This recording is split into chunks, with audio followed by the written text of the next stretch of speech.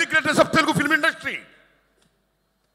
భారతదేశంలో ప్రపంచంలోనే చారిత్రాత్మక సినిమాలు తీయాలన్నా, పౌరాణిక సినిమాలు తీయాలన్నా, సోషల్ తీయాలన్నా, ఇలాంటి హిస్టారికల్ ఫిల్మ్ తీయాలన్నా తెలుగు గడ్డ.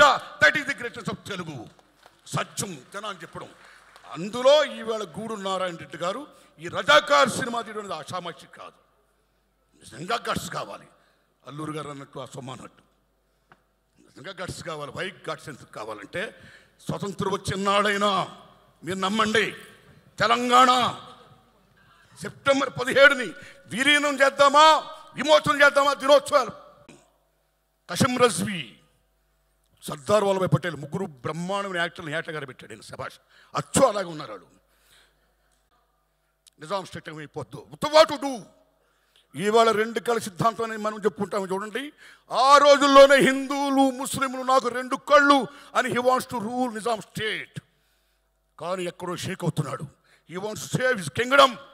దానికోసం అప్పుడు ఏం చేశాడంటే, ఈవేళ ఏ ఎంఐఎం ఉందో అది లాతూర్లో ముస్లిం ఫండమెంటలిస్ట్, ఓ ముస్లిం పెద్ద ఆయన ఏర్పాటు చేశాడు ఎంఐఎం పార్టీని. దానికి నాయకుడు ఎవరండి? మీర్ ఉస్మాన్ అలీ ఖాన్ కాదు, కాసిం రజ్వీ. అప్పుడు నిజాం స్టేట్ అంటే తెలంగాణలో 12 జిల్లాలు, 8 జిల్లాలు, మహారాష్ట్ర 5 జిల్లాలు, కర్ణాటక 3 జిల్లాలు. This is Nizam state. అప్పుడు కాసిం రజ్వీని పిలిపించి, నా సామ్రాజ్యాన్ని నువ్వు కాపాడు, ఏం చేస్తావు చెయ్యన్నాడు ఆయన. అప్పుడు ఆయన రజాకార్ అనే ఒక సంస్థను ఏర్పాటు చేశాడు. What is the meaning of Razakar?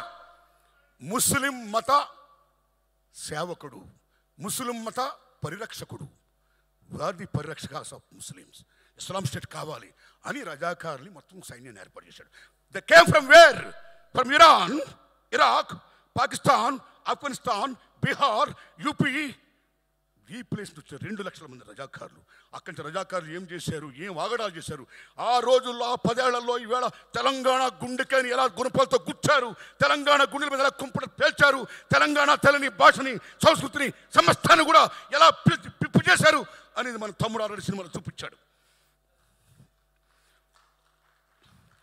అలాంటి దశలో ఆ రజాకార వ్యవస్థ మీద ఎంతమంది మహానుభావులు త్యాగం చేస్తే, ఇందాక మనం మంచి మాట చెప్పుకోవాలి గూడు నారాయణ రెడ్డి గారు.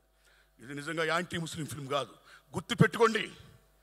ఆ రోజుల్లో కాసిం రజ్వీ మీద ప్రప్రదంగా అటాక్ ఇచ్చిన వీరాది వీరుడు, సూరాది సూర్యుడు, గ్రేట్ ఇంతియాజ్ పత్రిక editor and writer Shoebullah Khan. తాలో షోయబుల్లా ఖాన్, మిషన్ నిజాం మీర్ ఉస్మాన్ అలీ ఖాన్. హిందువులు ముస్లిం 2 కళ్ళు అంటావు, ఏది? హిందువులు చంపుడు పాడవేనా నీ 2 కళ్ళ సిద్ధాంతం? మిస్టర్ కాసిం రజ్వీ,